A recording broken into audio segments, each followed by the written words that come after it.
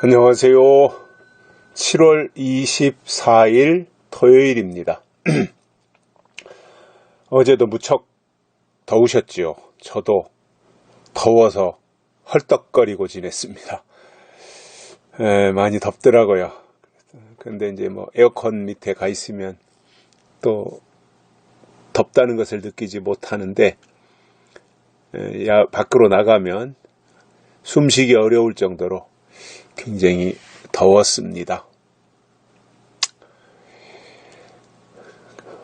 오늘 말씀은 신명기 28장 14절입니다. 내가 오늘날 너희에게 명하는 그 말씀을 떠나 좌로나 우로나 치우치지 아니하고 다른 신을 따라 섬기지 아니하면 이와 같으리라. 아멘. 이와 같으리라. 어떻게 하면? 하나님의 말씀을 듣고 좌로나 우로나 치우치지 아니하고 다른 신들을 따라 섬기지 아니하면,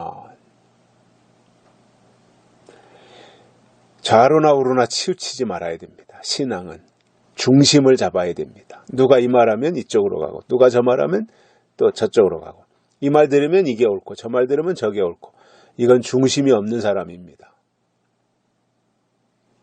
하나님의 사람은 심지가 견고해야 됩니다. 하나님이 주신 말씀이 약속이고 예언인 것이 분명하다면, 그런 확신이 하나님께로부터 왔다면 어떤 경우도 치우치지 말아야 됩니다. 그래야 미혹당하지 않아요. 치우치는 사람은 미혹당해요. 100% 미혹당합니다. 그러나 치우치지 않고 견고하게 약속을 붙잡고 있으면 그는 절대로 미혹당하지 않습니다. 이것이 자기 영혼을 지키는 방법이에요. 하나님은 우리가 미혹당하지 않기를 바라십니다. 그래서 예언의 말씀을 우리에게 주신 거예요. 그런데 예언의 말씀을 아무리 들었어도 내가 심지가 견고하지 못하고 기초가 튼튼하지 못해서 유약하면 이리 쏠리고 저리 쏠리고 하는 거예요. 좌로나 우로나 흔들리게 된다는 거예요. 이것은 하나님이 원하시는 방법이 아니에요. 그리고 이랬다 저랬다 또는 이리저리 치우친다고 하는 것은 뭐예요? 어린아이라는 이야기예요.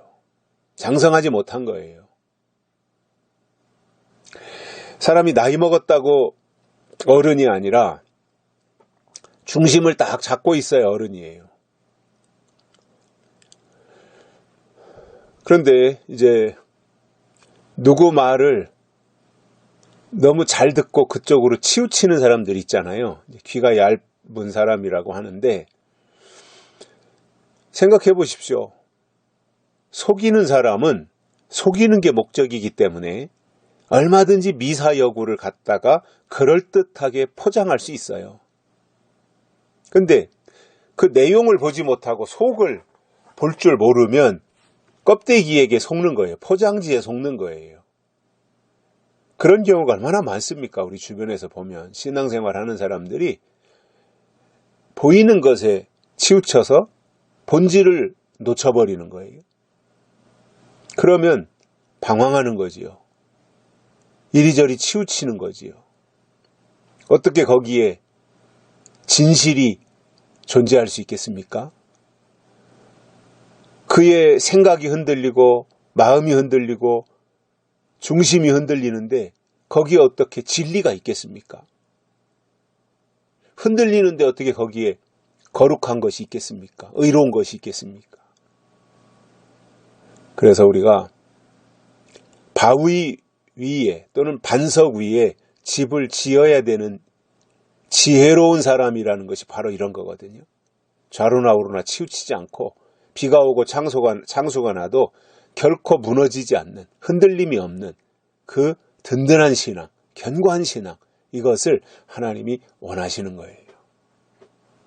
그래서 가나안 땅에 들어가면 하나님을 떠나면 안 되고 좌로나 우로나 치우쳐도 안 된다는 거예요. 근데 우리가 살면서 보면 치우칠 일들이 참 많거든요. 그냥 내버려 두지 않는단 말이에요.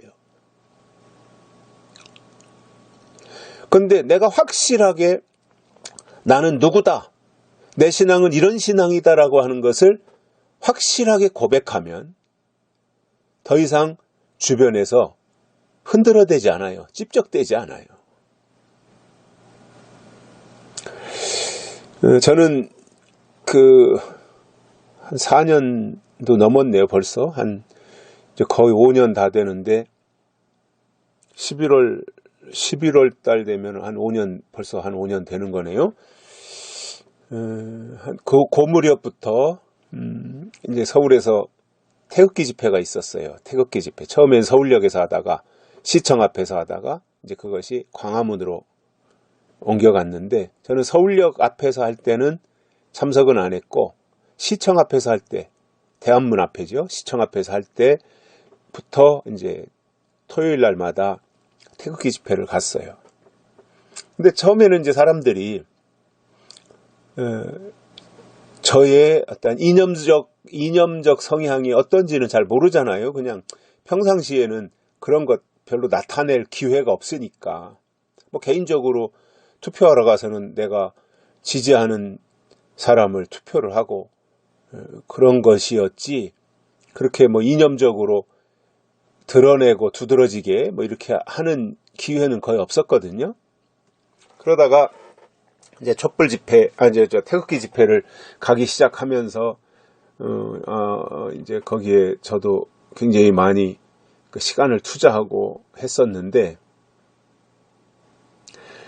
그러면서 제 색깔, 제 어떤 그 이념, 정치적 색깔을 드러내지 않을 때는 뭐 좌파들도 와서 뭐 어쩌고 저쩌고 얘기하고, 또 중도에 있는 사람들도 어쩌고 저쩌고 하고, 그래도 저라고 하는 사람의 어떤 영향력이라고 하는 것이 있다고 생각해서인지 어떻게 하든지 저를 이렇게 끌어들이려고 했던 사람들이 있어요.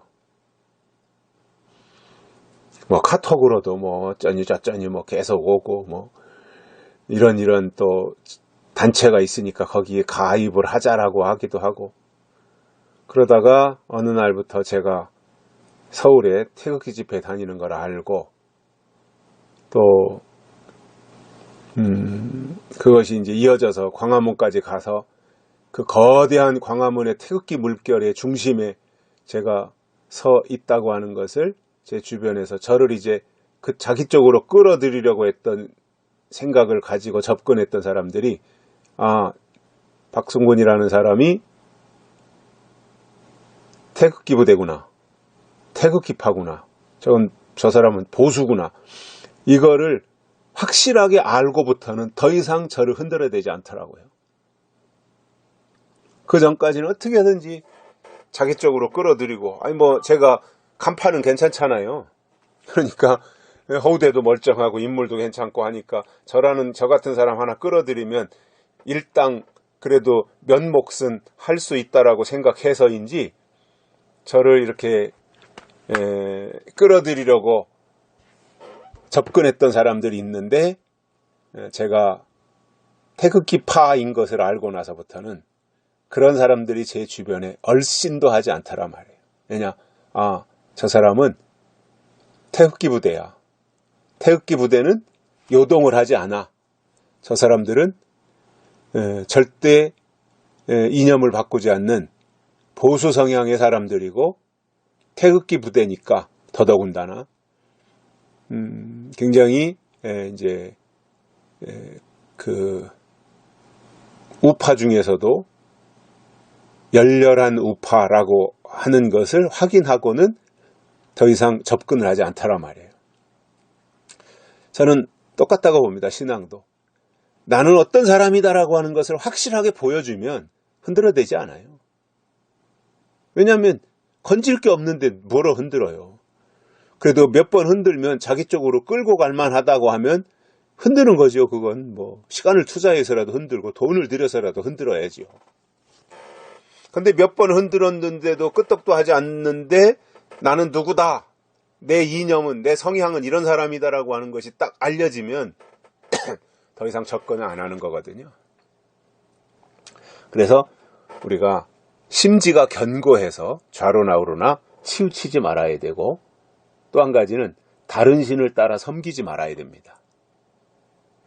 가나안 땅에 들어가면 이런저런 신들이 있지 않겠습니까? 가나안의 7 족속들이 섬겼던 신들도 있을 것이고요. 근데 그때 가서 다른 신을 섬기지 말아라. 그러면 이와 같으리라. 그게 뭐예요? 신명기 28장에서 말씀하고 있는 복에 대해서, 신명기 28장 1절부터 14절까지 해서 말씀하고 있는 이 복에 대해서 쭉 이런 복, 이런 복, 이런 복, 이런 복 쭉 말씀하고 나서 14절에서 결론을 내린 게 그거잖아요. 내가 너희에게 명한 그 말씀을 떠나지 말아야 되고, 좌로나 우로나 치우치지 아니해야 되며, 다른 신을 따라 섬기지 아니하면 이와 같으리라. 복을 주시겠다 그 말이에요. 여기까지 하겠습니다. 감사합니다.